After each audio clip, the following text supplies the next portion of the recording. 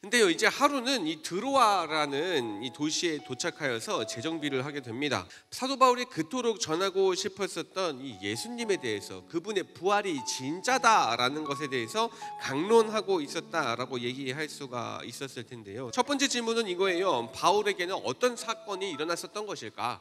그런 상황 속에서 바울은 왜 그렇게 반응을 했을까에 대해서 답을 좀 찾아보려 합니다. 유두고라는 청년이 듣고 있다가 깜빡 졸게 돼요. 잠이 들어버린 거예요. 거의 3층에 있었는데 거기에서 떨어지게 된 거예요. 죽게 돼요. 큰일이 난 거예요. 바울이 그래서 뚜벅뚜벅 걸어가가지고 유두고한테 다가가요. 그리고 유두고 위에 마치 그 구약시대에 엘리야랑 엘리사가 했던 것처럼 유두고 위에 올라가서 엎드려가지고 기도를 하게 돼요. 그리고 이 사도 바울이 이상한 말을 하는 거예요. 야, 조용히 해. 이 사람 죽지 않고 아직 살아있어. 조용히 해. 웅성웅성할 필요가 없어. 죽었다고 막 그렇게 난리를 피울 필요가 없어. 아직 살아있는 거야. 집사의 직분을 가지고 있었던 스데반이라는 이 사람이 다시 예수님을 죽였었던 그 성난 그 군중들한테 가서 너희가 죽인 예수님이 진짜 하나님의 아들이 맞다라고 다시 얘기를 해주게 돼요. 화가 난 군중들이 어떻게 돼요? 일제히 큰 소리를 지르면서 달려들어가지고 스데반 집사한테 돌을 던져가지고 사람을 죽여버려요. 그런데 그때 사람들이 옷을 벗어서 한 청년 발 앞에 두니라 라고 얘기를 했는데 그 청년의 이름이 사울이었다라고 사도행전이 기록을 하고 있다고요. 지중해 뼈를 막 거늘면서 전도를 하고 있는 이 바울은요, 사실은 예수님을 믿고 있는 사람들을 따라다니면서 핍박하고 죽이기까지 앞장섰었던 그 사울이었다라는 것을 성경이 얘기해주고 있다라는 거죠. 이게 무슨 말이냐면요, 뭐 감정도 없는 것처럼 주구장창 예수님만 전하고 있는 이 지중해 뼈를 막 쏘다니면서 전도하고 있는 사도 바울은요, 율법을 알고는 있었으나 잘못 배우게 돼서 잘못된 해석을 통해서 잘못된 방향으로 쏘다니던 사람이었다라는 소리입니다. 예전에는요, 뭐 화와 분노가 넘치는 뭐 짐승 같았었던 이 사울의 모습이었다면 그런 모습이 이제는 사라지고 정반대로 예수님만 전하고 있는 사람으로 지금 바울의 모습이 기록되고 있다라는 거죠.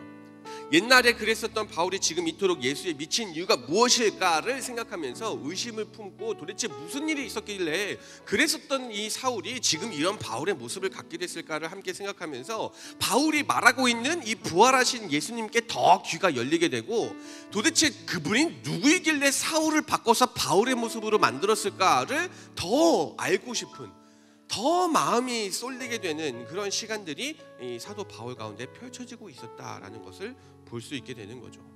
내가 예전에는 그토록 핍박하던 사람들이 바로 예수님을 믿는 이 사람들이었고, 내가 예전에는 그토록 핍박하던 사람들이 믿고 있었던 대상이 곧 예수였는데, 그 예수님이 그 부활하신 모습으로 나한테 찾아오셔서 내가 직접 그분을 만나는 경험을 하고 보니까 이제 알겠다라는 거예요. 뭐를 알겠냐?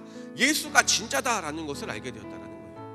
내가 무엇을 향해서 살고 있었는지, 어떤 마음으로 예수님을 믿는 사람들을 찾아다니면서 죽이기까지 하면서 뭘 중요하게 생각하고 살았는지가 더 이상 중요하지 않게 된 거예요.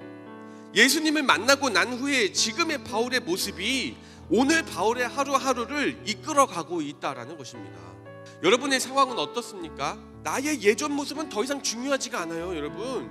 오늘을 살면서 가장 중요한 게 무엇이냐면요, 부활하셔서 살아계신 예수님을 만나서 회개함으로 예전에 있었던 우리의 삶을 청산하고 이제는 나도 예수님을 향해서 살겠다는 믿음이 오늘 나의 하루를 이끌어가게 해야 된다는 것을 꼭 기억하시기 바랍니다. 유두고의 사건을 겪으면서 이제 드로아라는 도시를 떠나서 에베소를 지나서 밀레도라는 이 도시에 이르러서 다시 에베소 교회 장로들을 초청해서 얘기를 하게 돼요. 이것이 사도 바울이 자신의 삶을 돌이켜보면서 내가 할 수 있는, 나는 이런 사람입니다 라고 얘기할 수 있는 하나의 문장으로 얘기할 수가 있는 거죠.